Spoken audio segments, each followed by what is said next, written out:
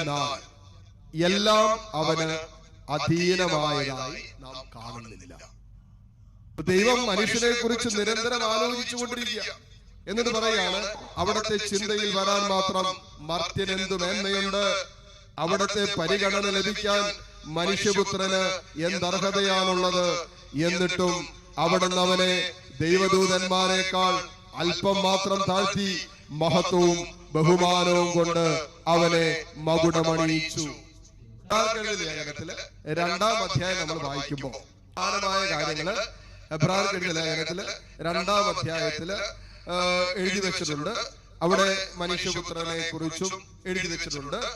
വായിക്കാം 6, 7, 8 വചനങ്ങളൊക്കെ.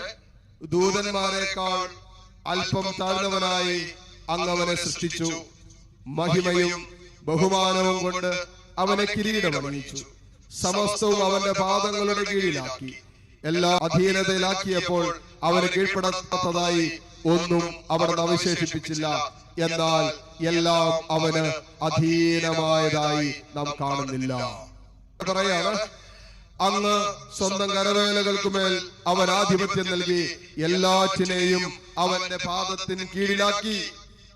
ആടുകളെയും കാളകളെയും വന്യമൃഗങ്ങളെയും ആകാശത്തിലെ പറവകളെയും സമുദ്രത്തിലെ മത്സ്യങ്ങളെയും കടലിൽ സഞ്ചരിക്കുന്ന സകലതിനെയും തന്നെ എന്ന് പറഞ്ഞാൽ മനുഷ്യന് ദൈവം കൊടുത്തിരിക്കുന്ന ഈ ലോകത്തിന്റെ മേലുള്ള ഒരു ആധിപത്യത്തെ ഉൽപ്പത്തി പുസ്തകം 1-ാം അധ്യായം 26-ാമത്തെ തിരുവചനം വായിക്കാൻ നമ്മൾ കാണുന്നുണ്ട്. എല്ലാ സൃഷ്ടവസ്തുക്കളുടെ മേൽ ദൈവ മനുഷ്യന് അധികാരം ശക്തിയൊക്കെ കൊടുത്തു. അങ്ങനെ ഒരു അർത്ഥത്തിൽ നമുക്ക് ഇതിനെടുക്കാൻ പറ്റും. മനുഷ്യന് ദൈവം നൽകിയിരിക്കുന്ന അധികാരം. അതുകൊണ്ടാണല്ലോ മനുഷ്യൻ സൃഷ്ടിയുടെ മകുടം എന്ന തലക്കെട്ട് ഉപയോഗിച്ചിരിക്കുന്നത്. ഇനി മനുഷ്യപുത്രനെ കുറിച്ചും അതിനെ പറയുന്നു. മനുഷ്യനെ കുറിച്ച് മാത്രമല്ല, ഇവിടെ മനുഷ്യപുത്രനെ കുറിച്ചും പറയുന്നുണ്ട്. തീർച്ചയായിട്ടും മനുഷ്യപുത്രൻ എന്ന് പറയുന്നത് ഹെബ്രായർക്കെഴുതിയ ലേഖനത്തിൽ യേശുക്രിസ്തുവിനെ കുറിച്ച് തന്നെയാണ് പ്രതിപാദിക്കുന്നത്.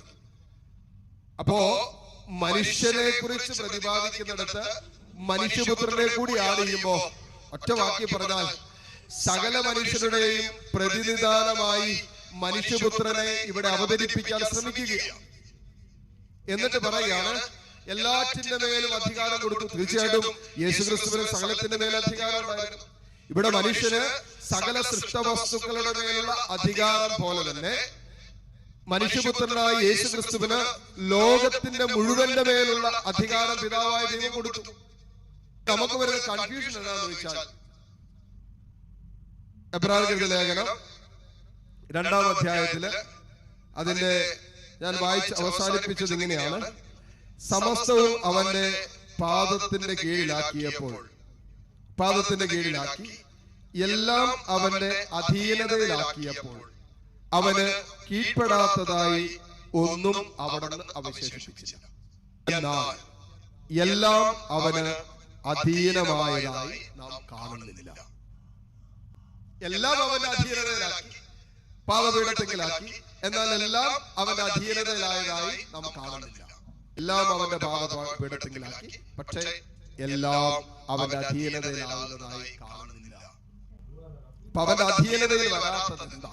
4-ാം അധ്യായം വായിക്കുന്നുണ്ട്, നമ്മെ പോലെ അവൻ എല്ലാ കാര്യങ്ങളിലും സമനായിരുന്നു. അതുകൊണ്ടാണല്ലോ ഞാൻ പറഞ്ഞത് മനുഷ്യൻ എന്നുള്ള ആ കോമൺ ഇതിനെ മനുഷ്യപുത്രൻ എന്ന് പറഞ്ഞാൽ യേശു മനുഷ്യനെ പ്രതിനിധാനം ചെയ്തുകൊണ്ടാണ് മനുഷ്യനെ അവതരിച്ചത്. എല്ലാത്തിലും അവൻ സമനായിരുന്നു. എന്നിട്ട് കൂട്ടിച്ചേർക്കും, പാപമൊഴികെ ബാക്കി എല്ലാത്തിലും അവൻ നമ്മെ പോലെ ആയിരുന്നു. അപ്പോ അവന്റെ അധീനതയിൽ ഇന്നും ആയിട്ടില്ല എന്ന് പറയുന്നത് എന്താണെന്ന് ചോദിച്ചാൽ, പാപികളായി കഴിയുന്ന അവിശ്വാസികൾ ഇന്നും അവന്റെ ആ മനുഷ്യപുത്രന്റെ അല്ലെങ്കിൽ സർവാധിപത്യത്തെ അല്ലെങ്കിൽ അവൻ ദൈവത്തിന്റെ പുത്രനാണെന്ന് അംഗീകരിക്കാൻ തയ്യാറല്ല എന്നുള്ളൊരു അർത്ഥം കൂടി അതിന്റെ പിന്നിലുണ്ട്. എന്ന് പറഞ്ഞാൽ യേശുക്രിസ്തുവിനെ ദൈവപുത്രനായി അംഗീകരിക്കാത്ത, ഏറ്റുപറയാത്തവര് തീർച്ചയായിട്ടും അവനെതിരെ